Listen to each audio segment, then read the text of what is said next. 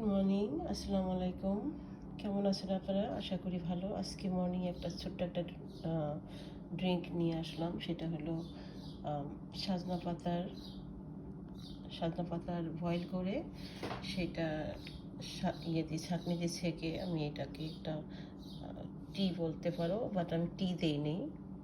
টির বিকল্পে এটা টির মতো খাওয়া যায়। সো সে শরীরের জন্য অনেক হেলদি এটা। তো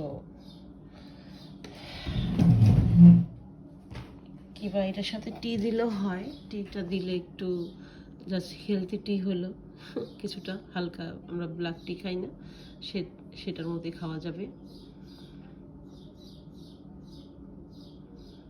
তো এই ছিল আমার আজকের ভিডিও। এটা খুবই হেলদি, স্বাস্থ্যের জন্য খুবই উপকারী। রেগুলার যদি খাওয়া যায় খুবই ভালো। তো আমি যে বেশি করে করেছি এটা এক পাতিল এরকম পাতা দিয়ে যে মানে গরম করে বয়েল করে তারপরে আমি এটাকে ছাঁকনি দিয়ে ছেঁকে এইভাবেই করেছি। এটা ভালো, এটা হেলদি হার্বাল টি বা হার্বাল বলতে পারো সেটাই।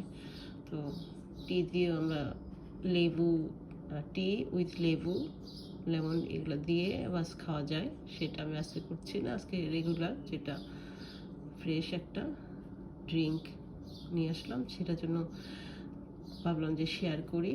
সো এই, থ্যাংক ইউ, খুদা হাফেজ।